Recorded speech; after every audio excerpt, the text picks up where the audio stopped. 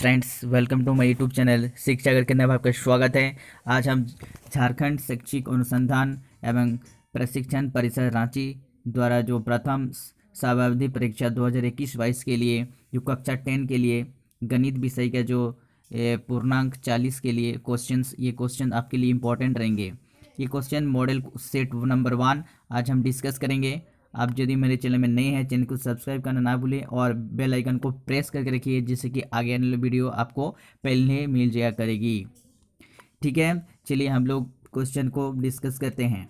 ठीक है, तो क्वेश्चन बता रहे हैं कि इसमें तो 120 को अभाज्य गुणनखंड के गुणनफल के रूप में लिखा जा सकता है। देखिए, जो 120 को हम लोग अभाज्य गुणनखंड किस तरह से लिखते हैं, जैसे कि हम लोग लॉसो के हिसाब से जब हम करते हैं 120 को, ठीक है, हम करते हैं तो क्या किससे देते हैं, इसमें 2 से दे रहे हैं। मान लो 60 हुआ, ठीक है, अच्छे से करेंगे। यहाँ देखिए 120 हुआ, 120 को देखिए 120, ठीक है, 120 को 2 से दिया तो 60 हुआ, फिर क्या दिया 2 से दिया 60, 30 हुआ, तो 2 कितना में जाएगा, फिर 15 में जाएगा। अब 15 किससे जाएगा, 3 5 में जाएगा। तो यहाँ क्या क्या है, 2 गुना 2 गुना 2, यहाँ पर क्या आ रहा है 2 गुना 2 गुना 2 गुना 3 आ रहा है, गुना 5 आ रहा है। तो ये वाला आंसर कहाँ पर दिख रहा है आपको, तो 2 गुना 2 गुना 3, ठीक है, तो आपको दिखने को मिलेगा एक, देखिए 2 गुना 2 गुना 3, यानी यहाँ पर 2 गुना 2 गुना 3 गुना 5 है, तो यही वाला आंसर इसका हो जाएगा। ठीक है, तो इसको नोट कर लीजिए, इसको ये वाला आंसर हो जाएगा। नेक्स्ट क्वेश्चन से 306 तथा 657 का महत्तम समावर्तक 9 दिया है और 306 और 657 का लघुत्तम समावर्तक है, तो समावर्तक क्या होगा। तो आपको दिया गया है, आपको क्या दिया गया है, इसमें महत्तम समावर्तक आपको दिया गया है। ठीक है, महत्तम समावर्तक क्या है, तो हम लोग जानते हैं कोई भी दो संख्या का गुणनफल, यानी महत्तम समावर्तक हमको दिया है 9, ठीक है, यानी एचएफ दिया गया है, हमको एलसीएम निकालना, तो एलसीएम, ठीक है, इनटू जो दो संख्या गुणनफल होता है 306 गुना क्या होता है 657 हो रहा है। ठीक है, 657 हो रहा है, तो 657 हम इसको किस तरह काटेंगे, 3 से काटिए। ठीक है, यहाँ से हम लोग 3 से भी 9 से भी काट सकते हैं। ठीक है, यहाँ 9 से कटेगा तो देख लीजिए, आप कर सकते हैं इसको 9 36 9 4 36 नहीं काट रहा। ठीक है, हम 3 से काट रहे हैं, तो 3 तिया 9 इसमें काट दिए हम, 3 तिया 9 और 3 एक कम 3 और काट रहा 3 एक कम 3 0 हो जाएगा। ठीक है, और 3 दूने 6 हो रहा। ठीक है, फिर से इसको देखिए काट रहे हैं हम, 3 एक कम 3 काट रहे हैं और 3 तिया 9 और 3 4 12, कितना हो रहा 3 तिया 9 और 3 4 12। ठीक है, यानी 34 और 657 को गुना करने से क्या आ जाएगा इसका आंसर, देखिए 657 को हम 657 को गुना करेंगे 34 के साथ, तो इसके साथ देखो 4 7 28, 28 का 8, हाथ में क्या हो जाएगा 28 का 8 हाथ में 2, 4 5 20, 20 है 2, 22, 22 का 2, फिर 2 रहा, तो 6 4 24, 24 है 2 26। ठीक है, यहाँ पर 26 हो रहा है, गुना यहाँ कर देंगे, या 3 9 27, 27 के साथ, उसके बाद 3 5 15, 15 2 15 2 17, 17 17 हो गया, फिर 1 हो गया, फिर 3 6 18 19। ठीक है, 19 आ रहा है, इसको ऐड करेंगे जोड़ेंगे तो 8, यहाँ पर 9, यहाँ पर 13 का 3, 13 का 3 2, ठीक है, ये आ रहे हैं। आप अच्छे से इसको कैलकुलेशन कीजिएगा, कैलकुलेशन करने के बाद इसका सही जो आंसर हो जाएगा ऑप्शन नंबर बी हो जाएगा। ठीक है, ऑप्शन नंबर बी। ठीक है, आप सही से इसको कैलकुलेशन कीजिएगा। नेक्स्ट क्वेश्चन है, ठीक है, नेक्स्ट क्वेश्चन है ये वाला जो है 15 और 25 का जो एचसीएफ क्या होगा, 15 और 25 का जो एचसीएफ क्या होगा। देखिए एचसीएफ निकालने के 15 से हम क्या करेंगे, 25 को भागा दे देंगे, तो क्या हो जाएगा इसमें 15 कम 15 हो जाएगा। ठीक है, यहाँ पर कितना आ रहा है, 10 आ रहा है। फिर इसको 15 को फिर यहाँ इससे देंगे तो 10 एक कम 10 आ रहा है। ठीक है, इसमें 5 आ रहा है, 5 को एक बार 10 दे देंगे, अभी 5 दूनी 10 हो जा रहा है, यानी क्या कर रहा है, ये पूरी पूरी कट जा रहा है। ठीक है, यदि 5 जो है ये क्या हुआ, एचसीएफ आया, तो एचसीएफ यहाँ आंसर क्या है, एचसीएफ दिया है ऑप्शन नंबर ए दिया है, ऑप्शन नंबर ए हो जाएगा। नेक्स्ट क्वेश्चन से बात करें, नेक्स्ट क्वेश्चन की बात करें कि एक प्राकृतिक संख्या का अभाज्य गुणनखंड उसके गुणनखंडों के क्रम को छोड़ते हुए डैश होता है। आप याद रखिएगा ये अद्वितीय होता है, ऑप्शन नंबर बी नोट करके रखिए आप। नेक्स्ट क्वेश्चन से द्विघात बहुपद होगा जिनके शून्यांकों का योग √2 और गुणनफल 1/3 है। ठीक है, 1/3 है। तो देख सकते हैं हम इसमें कौन सा ऐसा है जो ये योगफल क्या होता है, alpha plus beta equal to क्या होता है, -b/a होता है, और अल्फा इंटू बीटा क्या होता है, माइनस या c/a होता है। ठीक है, c/a, यानी आपको यहाँ से ए बी और सी का वैल्यू जानना है, उसके हिसाब से आपको बताना होगा कि गुणनफल किसका है। ये जो किसका है आप देख सकते हैं इस ऑप्शन में, इस ऑप्शन को देखिएगा तो इसमें ए आ रहा है। ठीक है, ये जो 3 है, ए का वैल्यू 3 है, अब बी का वैल्यू क्या है, बी का वैल्यू जो हो गया, बी का वैल्यू यहाँ पर -3√2 है, और सी का जो वैल्यू आ गया 1 है। ठीक है, आप इसको फिर अल्फा इंटू बीटा से प्राप्त कर सकते हैं, अल्फा प्लस बीटा से, तो यहाँ से प्राप्त कर सकते हैं अल्फा प्लस बीटा। अल्फा का मान कितना है, b/, क्या होता है, अल्फा का मान -b/a होता है, तो -b/-b, बी का वैल्यू कितना, -3√2 है। ठीक है, और यहाँ क्या दिया है, और b/a होता है, a का वैल्यू 3 हो गया, तो ये हुआ, ये कैंसिल हो गया, √3/3 कैंसिल, ये √2 आ रहा है, यानी अल्फा प्लस बीटा एक जो शून्यांक का योग दिया गया 2 आ रहा है, यानी आपको यहीं से पता चल जा रहा है कि ये वाला इसका वैल्यू 2 आ रहा है। और तीसरा c/a जो a होता है, यानी अल्फा इंटू बीटा जो गुणनफल है, ये प्रूव हो रहा है कि नहीं, देखिए आप निकाल सकते हैं, अल्फा इंटू बीटा जो कि है c/a, सी का वैल्यू कितना था, सी का वैल्यू 1 है, यहाँ पर देखिए 1 है, सी का वैल्यू है, तो सी 1 है, और यहाँ पर बाई ए कितना वैल्यू है, यहाँ पर 3 है, यानी ये प्रूव हो रहा है, यानी क्वेश्चन नंबर इसके जो आंसर हो जाएगा बी नंबर ऑप्शन हो जाएगा। ठीक है दोस्तों, नेक्स्ट क्वेश्चन से आपको देखिए यहाँ पर यदि ax² plus bx plus c के शून्यांक अल्फा बीटा हो तो अल्फा प्लस बीटा का मान क्या होगा। ये तो डायरेक्टली आपको फॉर्मूला पता, alpha plus beta equal to क्या होता है, ये होता है -b/a होता है, क्या होता है, -b/a। देखिए ऑप्शन नंबर ए नंबर सही हो जाएगा। नेक्स्ट क्वेश्चन की बात करें, किसी बहुपद px के लिए ग्राफ प्रकृति में दिया गया है। ठीक है, आकृति में दिया गया है, बहुपद के शून्यांकों की संख्या क्या होगी। देखिए आपको पता है ये जो x लाइन जा रहे हैं, ठीक है, और ये वाला y लाइन है। ठीक है, x अक्ष है, ये y अक्ष है। हम जानते हैं कि बहुपद का जो शून्यांक हम लोग निकालते हैं, देखिए ग्राफ में देखते हैं कि x अक्ष पर जितनी बार कटते हैं उतने ही शून्यांक होते हैं, लेकिन यहाँ देखिए यहाँ पर x अक्ष पर नहीं काट रहे हैं, y अक्ष पर काट रहे हैं, यानी x अक्ष पर कोई शून्यांक है नहीं, यानी 0 है, यानी शून्यांक क्या हो जाएगा, 0 हो जाएगा, option number A. Next question है, समीकरण युग्म a1x plus b1y plus c1 equal to 0 तथा a2x plus b2y plus c2 equal to 0 यदि a1/a2 equal to b1/b2 dash not equal to c1/c2 के समान हो तो समीकरण युग्म क्या होगा।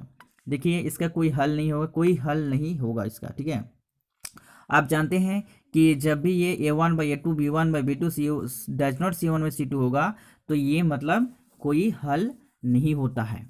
ठीक है, कोई हल नहीं होगा। ठीक है, याद रखिएगा।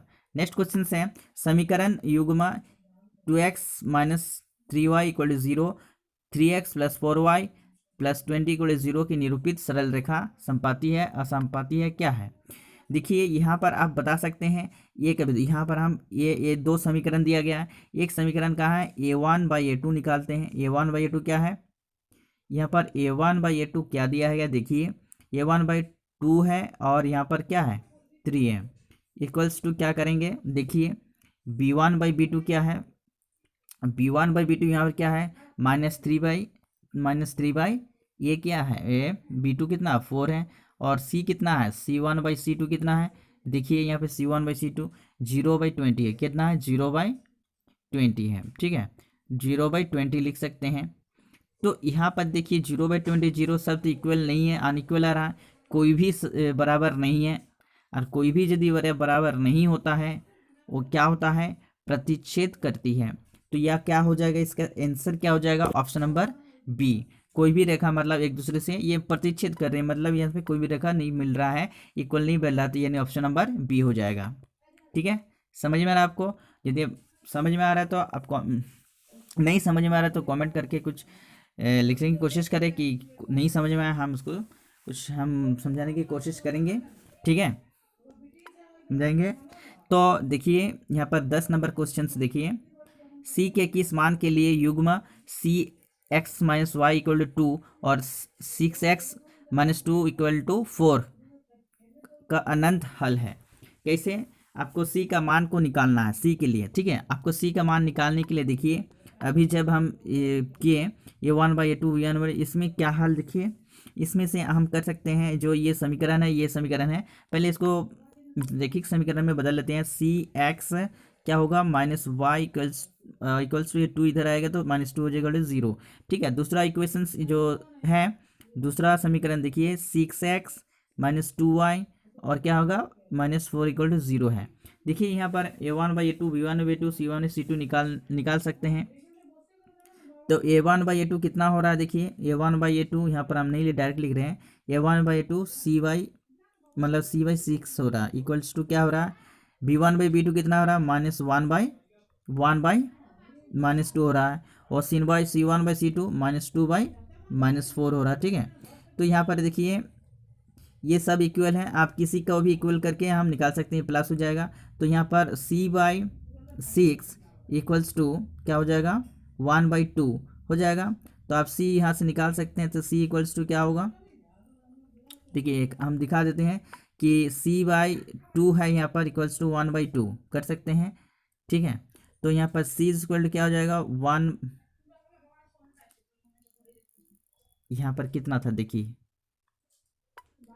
कितना था यहाँ पर 6 था ना, तो c/6 इक्वल्स टू 1/2, ठीक है। और c इक्वल टू क्या हो जाएगा 1/2, और 6 इधर जाने से इंटू हो जाता है, तो 2 या 6, यानी c का वैल्यू कितना आ रहा है 3, यानी c का वैल्यू कितना आएगा ऑप्शन नंबर ए हो जाएगा, ठीक है। नेक्स्ट क्वेश्चन की बात करें, समीकरण युग्म यहाँ दिखाया गया है 2x - y = 5 और 3x + 2y = 4 का हल क्या होगा। देखिए इसका जो फिट करेंगे तो इसका मान जो एक नंबर फिट करेंगे तो यहाँ पर मान 5 आ रहा है, देखिए तो देख सकते हैं आप लोग, यहाँ का मान जो करेंगे ना, देखिए 2 का मान यहाँ पर भर गुना करेंगे, 2 × 2 कितना 4 हो रहा, और y का मान यहाँ पर -1 भरेंगे तो कितना हो रहा -1 तो 2 × 2 और -1 इसे पुट करेंगे तो ये क्या आ रहा है, देखिए ये 4 + 1 यानी 5 आ रहा है, ये 5 के इक्वल आ रहा है, ये ऑप्शन नंबर ये मतलब सेटिस्फाई हो रहा है, यानी ये वाला जो ऑप्शन होगा ये सही होगा इसका आंसर, ठीक है।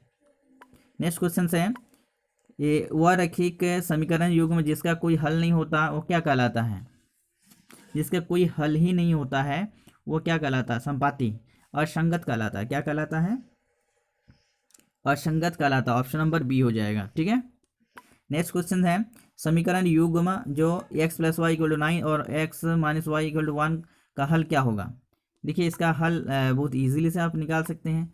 इसका हल जो कि है, इसमें क्या क्या मतलब पुट करने से यहाँ पर 9 आ सकता है, देखिए इसे ऑप्शन से भी आप पता कर सकते हैं क्या करने से इसका आ सकता है। देखिए यहाँ पर x का वैल्यू यहाँ पर क्या बता रहा है x + y = 9, तो x + y = 9 है, तो यहाँ पर क्या क्या देने से ऑप्शन, इस ऑप्शन में डालने से तो 9 नहीं हो रहा है, 2 प्लस ये 4 आ रहा है, और इसमें क्या आ रहा है, इसमें -1 +1 आ रहा है, इसमें नहीं आ रहा है। देखिए इसमें देखिए 9 x + y = 9, इसमें क्या डालेंगे, इसमें 5 और इसमें 4 होगा तो 9 तो आ रहा है, यानी करेक्ट आंसर ये वाला ऑप्शन नंबर सी हो जाएगा। नेक्स्ट क्वेश्चन है दोस्तों, निम्नलिखित में से कौन सा द्विघात समीकरण है। देखिए द्विघात समीकरण कौन है, द्विघात समीकरण कौन हो जाएगा, इसका सही आंसर क्या होगा 14 का सी हो जाएगा, ऑप्शन नंबर सी हो जाएगा। लेकिन ये जो दिया गया है ना, ये जो है ये इसमें थोड़ा मिस्टेक से क्वेश्चंस देने में गलती कर दी। यहाँ पर स्क्वायर होता तो ये द्विघात समीकरण नहीं होता, ये भी द्विघात समीकरण नहीं होता, ये वाला भी द्विघात समीकरण, लेकिन ये द्विघात समीकरण ये नहीं दिया है, मतलब ये द्विघात समीकरण हो जा रहा है, ठीक है, ये वाला द्विघात समीकरण हो जा रहा है ये, लेकिन ये तो द्विघात समीकरण हो रहा है, एकदम एग्जैक्टली हो रहा है। लेकिन ये जो क्वेश्चन से नहीं, क्वेश्चन में मिस्टेक कर दिया, इसमें ऑप्शन ये स्क्वायर होता है, यहाँ पर x-2 का होल स्क्वायर होता है, ठीक है। तो यानी इसका आंसर सही यही वाला है, ठीक है। यदि विविक्तर d इज ग्रेटर देन 0 तो मूल होंगे क्या? ये d का वैल्यू यदि 0 से ज़्यादा होगा तो वास्तविक और भिन्न होंगे, अलग अलग होंगे, वास्तविक अलग अलग होंगे, लेकिन वास्तविक समान नहीं होंगे। समान कब होता है? डी का वैल्यू जब 0 होता है, डी का वैल्यू 0 के बराबर होता है, वास्तविक होता है और समान होता है। लेकिन डी का वैल्यू ज़्यादा है ना, ज़्यादा है, 0 से ज़्यादा है, यानी और वास्तविक भिन्न अलग अलग होंगे, ठीक है। ऑप्शन नंबर ए हो जाएगा। नेक्स्ट क्वेश्चन की बात करें दोस्तों, द्विघात समीकरण x² प्लस x-1 का मूल की प्रकृति क्या होगी? देखिए इसका सही आंसर हो जाएगा ऑप्शन नंबर बी, ठीक है, और समान होंगे, ठीक है। मूल की प्रकृति क्या होगा? वास्तविक और असमान होंगे, ठीक है। असमान इसीलिए होंगे क्योंकि डी का वैल्यू जब निकालेंगे ना, डी इक्वल टू क्या होता है? b² माइनस 4ac होता है। देखिए b² माइनस 4ac, बी मतलब यहाँ का है 1 का स्क्वायर, 4 इंटू ए सी, ए का वैल्यू वहाँ, ए का वैल्यू 1 है और सी का वैल्यू -1 है, ठीक है। तो यहाँ पर ये 1, ये माइनस माइनस प्लस हो जाएगा, क्या होगा 4, यानी 5 आ रहा है, प्लस आ रहा है, तो ये समान आ रहा है, ठीक है। Option number B. Next question है, ax² plus bx plus c = 0 के भिन्न के वास्तविक मूल होंगे यदि क्या होंगे? वास्तविक होंगे यदि उसका मान क्या हो जाएगा? उसका मान ये b² माइनस 4ac के 0 से ज़्यादा होगा वैल्यू, ठीक है। नेक्स्ट क्वेश्चन से, द्विघात समीकरण ax² माइनस x प्लस 3 = 0 के विविक्तर क्या होगा, यानी डी क्या होगा? यहाँ से डी निकालेंगे दोस्तों, देखिए यहाँ पर डी b² माइनस 4ac होता है, तो b² क्या होता है? -1 का होल स्क्वायर है, और 4 इंटू ए सी, ए 1 है और सी कितना 3 है, यहाँ पर कितना हो रहा है? यह 1 है, यहाँ पर कितना 3 4 12 हो रहा है, यानी -11 हो रहा है। तो -11 का आंसर है ऑप्शन नंबर डी नंबर, ठीक है, option number D. Next question है, यदि द्विघात समीकरण x² minus 4x plus k = 0 तो मूल समान होंगे। k का मान ज्ञात कीजिए। k का मान क्या होगा? देखिए यहाँ पर k का मान क्या हो सकता है?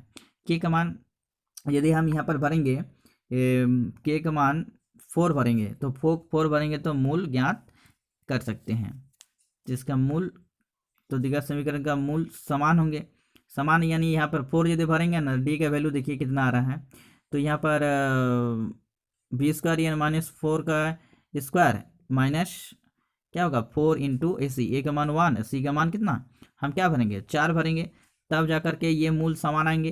लेकिन 4 नहीं भरेंगे, 4 4 16 हो रहा है, ये 16 हो रहा है, 16 16 क्या हो रहा है? कैंसिल हो रहा है, यानी 0 आ रहा है। 0 होंगे तो क्या जानते हैं? मूल समान है, मतलब दोनों मूल समान आएंगे, इसीलिए क्या होगा?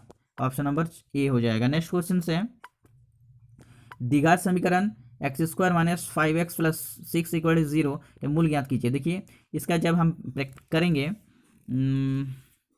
इसको करेंगे सॉल्व, तो इसका सही आंसर हो जाएगा ये वाला। देखिए इसको जब तोड़ेंगे, यहाँ तोड़ करके हम दिखा दे रहे हैं मिडिल टर्म मेथड में, 2x², इसको हम समीकरण को तोड़ेंगे 3x माइनस 2x + 6, ठीक है, = 0 के बराबर कर दिए, ठीक है। इसको कॉमन ले ली, x -3, यहाँ मान लिए 2 कॉमन गया, तो x -3 = 0। यह सेम आ रहा है, एक बार लेंगे तो x यहाँ पर -2 आ रहा है और एक गो x -3 आ रहा है, ठीक है। इसीलिए x के वैल्यू 2 गो है, एक 2 है, यहाँ पर 3 है, तो 2 और 3 कहाँ पर है? ऑप्शन नंबर बी, ठीक है। नेक्स्ट क्वेश्चन है, निम्नलिखित में से कौन से एपी में है? एपी में मतलब देखिए 2 4 8, ये तो डबल हो जा रहा है, ये नहीं है। ये 5 25 हो जा रहा है, 25 के 125, ये भी नहीं है, क्योंकि डी बराबर आना चाहिए, हर एक पद का अंतर जो होगा डी बराबर आना चाहिए, लेकिन नहीं आ रहा है यहाँ पर। तो यहाँ पर देखिए बराबर है 1 से 3, 3 से 5, इन्हें 2 2 बढ़ रहा, तो डिफरेंस कितना आ रहा है? 2 का आ रहा है, तो डिफरेंस से हमारा इसलिए क्या होगा? ये एपी में है, option number B. Next question है, एपी 2 7 12 और तथा 10वां पद क्या होगा? आप इसको देख सकते हैं कि ए का वैल्यू दिया, तो 10वां पद ए 10 निकाल सकते हैं, क्योंकि ए का वैल्यू पता है फॉर्मूला में, और एन का वैल्यू 10 - 1, और यहाँ पर कितना है, और डिफरेंस कितना दिया गया है? 5 का डिफरेंस दे दिया है, ठीक है। तो यहाँ पर 2 प्लस यहाँ पे 9 × 5, यानी क्या आ जाएगा? 2 + 14 45 इक्वल टू 47 आ रहा है। तो 47 आंसर कहाँ पर है, यानी ऑप्शन नंबर सी में है। ठीक है, नेक्स्ट क्वेश्चन की बात करें, 2 अंकों वाली कितनी संख्याएं 3 से विभाजित है। 2 अंकों से कितनी वाली संख्या थी, तो 2 अंकों से 10 से स्टार्ट हो रहा है, लेकिन विभाजित होने वाली संख्या 12 है। तो 12 हो गया, फिर 15 हो गया, फिर 18 हो गया, तो डॉट डॉट डॉट चले जाएंगे 99 तक। ठीक है, तो सबसे पहले आपको पता हो जाएगा विभाजित संख्या कौन सी है। तो यहाँ पर डिफरेंस कितना आ रहा है, 3 का डिफरेंस आ रहा है, यानी कितनी संख्या हो सकती है, ये एन निकालना है, एन निकालना है आपको, एन निकालना, ए एन दिया गया है और ए का वैल्यू 12 है, और ठीक है, और आपको n minus 1 into D, D की वैल्यू 3 है, यानी इसको 12 से इधर माइनस कर देंगे, 99 माइनस 12, ठीक है, equals to n minus 1 into 3 कर देंगे। तो आप कर सकते हैं इसे 7 आ गया, यहाँ से 87 हो जाएगा। ठीक है, और equals to n minus 1 into 3 हो जाएगा। ठीक है, आप देख सकते हैं, फिर क्या आया 87, 3 इधर से क्या आ जाएगा, नीचे आ जाएगा, और एन माइनस 1 हो जाएगा। इसमें कट देंगे, कितना होगा, 3 दूना 6, 3 9 27, यानी 29, और ये 1 इधर आएगा, plus 1 equals to n equal to 30 हो रहा। ठीक है, तो एन इक्वल्स टू कितना आ रहा, 30, तो 30 आंसर कहाँ पर है, यानी option number B. Next question की बात करें, 0 और 50 के बीच विषम संख्या का योग कितना है। विषम संख्या 1 से स्टार्ट है, 1, फिर 3, फिर 5, फिर 7 डॉट डॉट डॉट 49 तक है विषम संख्या। इस तरह से इसको हम विषम संख्या का योग निकालेंगे, यानी एन निकाल सकते हैं। सबसे पहले हम देखिए, हम जब निकालेंगे इसका आंसर तो नहीं आएगा, इसका आंसर आप दूसरा आ रहा है 650 आ रहा है इस करीब, तो इसीलिए इसका आंसर नहीं होगा, इनमें से कोई नहीं। ठीक है, इनमें से कोई नहीं, कर लीजिएगा आप। वृत्त है, सभी वृत्त क्या होता है, सभी वृत्त समरूप होते हैं, याद रखिएगा। नेक्स्ट क्वेश्चन है जो कि इसमें बी डी दिया गया है। देखिए इस क्वेश्चन में बी डी दिया गया है, बी डी 2 दिया गया है सेंटीमीटर, ए ई कितना दिया 1.5 दिया है, और ई सी कितना दिया है 3 दिया है, और ये वाला एक्स मान लेते हैं। तो यहाँ पर थेल्स प्रमेय के हिसाब से आप जानते हैं कि ए डी वाई ए जो है ये दोनों भुजा बट्टा, ये वाला भुजा ये वाला बट्टा होता है। तो थेल्स प्रमेय के हिसाब से एक्स बाई, इसको एक्स माने हैं, इसको 2 माने, 1.2 माने हैं, या 1.5 और 3 माने हैं, तो एक्स बाई 2 हो जाएगा, और यहाँ पर 1.5 इंटू बाई 3, तो एक्स इज इक्वल टू क्या आ जाएगा 1.5 बाई 3 इंटू यहाँ पर 2 हो जाएगा, 3 कितना 0.5 करेंगे, 0.5 को 2 से गुना करेंगे, कितना हो रहा है 0.5 को 2 से गुना करेंगे तो 1 आ रहा है, यानी 1 सेंटीमीटर आएगा।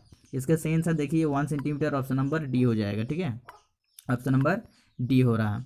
नेक्स्ट क्वेश्चन है, यदि किसी त्रिभुज के संगत कोण बराबर होते हैं, उसके त्रिभुज समरूप होते हैं, वो किससे होते हैं। देखिए इसका सही आंसर हो जाएगा ऑप्शन नंबर बी हो जाएगा, इसका सही आंसर हो जाएगा option number C, sorry angle से हो जाएगा, कौन कौन प्रमेय से होते हैं। ठीक है, उसके बाद त्रिभुज देखिए ए बी सी और पी क्यू आर के कौन से कथन सत्य हैं। देखिए यहाँ पर कौन मतलब ये कौन बराबर ये कौन, और ये कौन बराबर है ये कौन, मतलब ए से बराबर है, मतलब ए कौन पी कौन से बराबर है, बी कौन ए क्यू कौन से बराबर है, और सी कौन आर कौन से बराबर है। ठीक है, ये कौन इसके बराबर है, ये कौन इसके बराबर है, ये कौन इसके बराबर है, यानी ऑप्शन नंबर डी हो जाएगा। नेक्स्ट क्वेश्चन है, यदि किसी समरूप त्रिभुज के संगत भुजा का अनुपात 4:9 हो तो उसके त्रिभुज का अनुपात क्या होगा।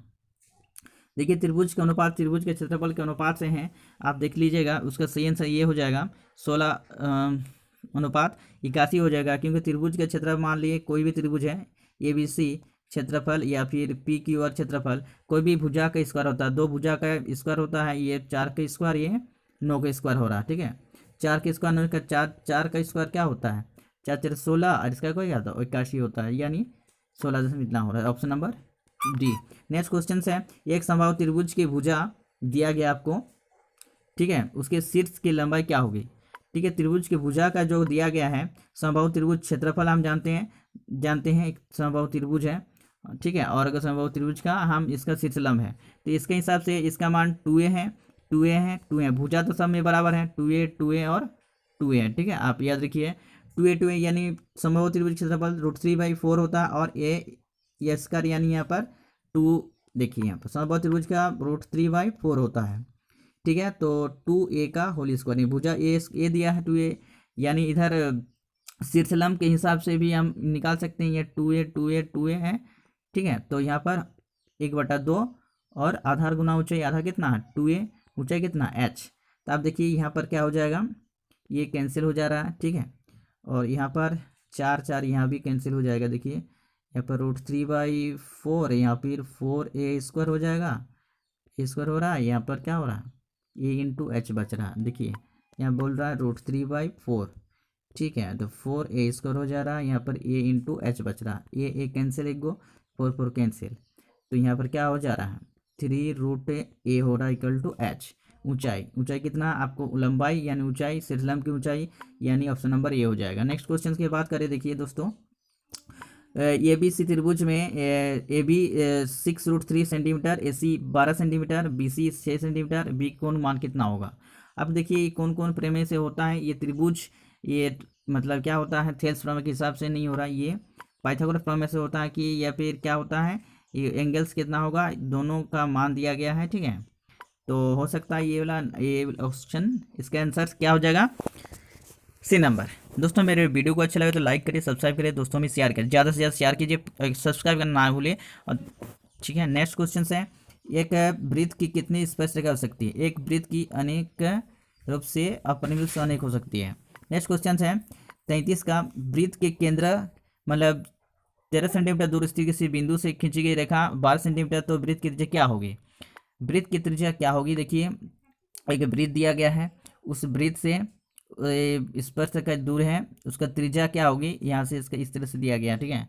वृत्त अच्छे से नहीं बन रहा है, तो वृत्त ये है और स्पर्शरेखा ये है और ये केंद्र से, तो इसकी जो त्रिज्या r निकालना आपको। एक गो को दिया गया है, कितना दिया गया है 13 दिया गया, एक को क्या दिया 12 दिया गया।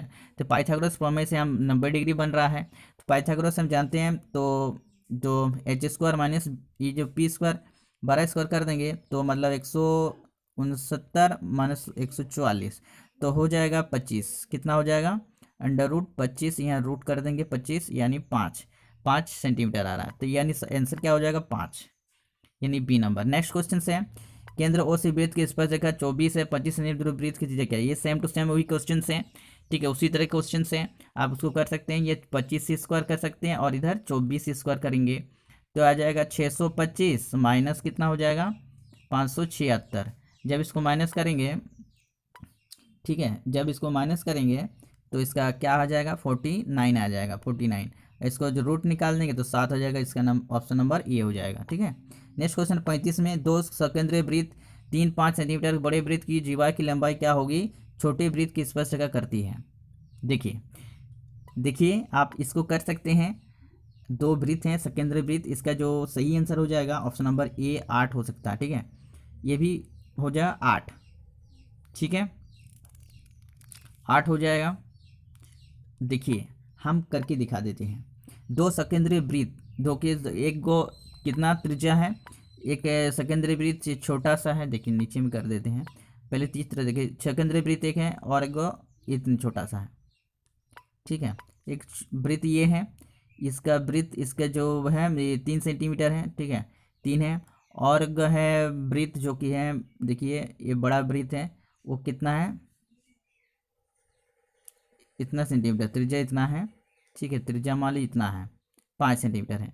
तो वृत्त की जीवा की लंबाई कितना हो जाएगा, यहाँ से जीवा की लंबाई जो कि ये जीवा इससे टच करके जाती है, ये स्पर्श रेखा टच कर रहे हैं, तो इसकी लंबाई कितना होगा, ठीक है। इसकी लंबाई निकाल सकते हैं, इसको 5², ठीक है, और यहाँ ये वाला जो भुजा है, ये वाला भुजा को आप निकाल सकते हैं, 3² हो जाएगा, कितना हो जाएगा √ ये हो जाएगा 25 माइनस 9, यानी कितना आ जाएगा 25 से 9 घटाया 16, 16 का रूट कितना 4 होता है, तो यहाँ से इसकी लंबाई कितना हो गया 4, तो यहाँ से इसके पूरा की लंबाई कितना हो जाएगा 8 होगा ना, तो यानी 8 सेंटीमीटर, ठीक है। नेक्स्ट क्वेश्चन है, थीटा कोण और r त्रिज्या वाले त्रिरेखंड का क्षेत्रफल क्या होगा। क्षेत्रफल क्या हो जाए ऑप्शन नंबर बी πr² θ/360। याद रखिएगा, वृत्त की सबसे लंबी बड़ी जीवा को क्या कहते हैं, बड़ी जीवा को व्यास कहते हैं, क्या कहते हैं व्यास कहते हैं, याद रखिएगा। नेक्स्ट क्वेश्चन है 38, r त्रिज्या वाली वृत्त की उस चाप की लंबाई क्या होगी जो थीटा कोण अंतरित करती है। थीटा कोण अंतरित करते हैं तो उसको अंतरित करती है, तो लाभ की लंबाई जो हो जाएगा सी नंबर ऑप्शन सी हो जाएगा 2πr θ/360, ठीक है। नेक्स्ट क्वेश्चन है 39, 6 सेंटीमीटर त्रिज्या वाले एक वृत्त की त्रिज्याखंड क्षेत्रफल क्या होगा जो केंद्र पर 60 डिग्री बनाती है? तो औसत अंतरित कोण क्या होगा? अंतरित कोण क्या हो जाएगा? त्रिज्याखंड का क्षेत्रफल हम लोग जानते हैं, ये बराबर क्या होता है? थीटा, यानी त्रिज्याखंड theta by into pi r square होता है बाई 360 होता है। इस फॉर्मूला पर डालिएगा तो निकल जाएगा। 360, थीटा का मान 60 है और पाई का मान 22/7 है, नीचे कर देंगे, और आर का मान यहाँ पर 6 × 6 हो जाएगा, और 360 को 60 से काटेंगे 6 हो जाएगा, 1 कट गया, और इसको गुना कर देंगे 22 और 6 को, कितना हो रहा? 6×4 = 12, 12 का 2, 12 × 13, 132/7। तो 132/7 कहाँ पर है? ये नंबर ऑप्शन में है। ठीक है दोस्तों, नेक्स्ट क्वेश्चन, अंतिम क्वेश्चन है। एक घोड़ा एक मैदान में 7 सेंटीमीटर लंबाई रस्सी से बांध दिया गया, उस भाग का क्षेत्रफल क्या होगा जहाँ घोड़ा रखा गया है? ठीक है, आप इसको हम समझा दे रहे हैं कि एक घोड़ा जो कि बीच में है, रस्सी से बांधा गया, और उसका तो घोड़ा का मतलब इस राउंड जो लगा रहे हैं इसका क्षेत्रफल क्या हो जाएगा? यहाँ से मतलब त्रिज्या निकाला, त्रिज्या 7 सेंटीमीटर है, तो वृत्त बन रहा, तो वृत्त का क्षेत्रफल पाई आर स्क्वायर होता है। तो पाई स्क्वायर, पाई 22/7 लिखेंगे, और यहाँ क्या करेंगे? इंटू आर का मान कितना? 7 × 7, ये 7 काट देंगे, तो यहाँ के 7 और 2 = 14 हुआ, और 7 दूनी 14 = 15, 154 मीटर स्क्वायर हो जाएगा। तो ऑप्शन नंबर डी देख रहे हैं। ठीक है दोस्तों, मेरे वीडियो को कैसा लगा? यदि अच्छा लगा तो लाइक और कमेंट और सब्सक्राइब कीजिए, बेल आइकन को प्रेस कर रखिए। ठीक है, नेक्स्ट वीडियो हम लेकर आएंगे, सेट 2 जब आएंगे तो लेकर आएंगे। Take cares, thank you for watching, धन्यवाद।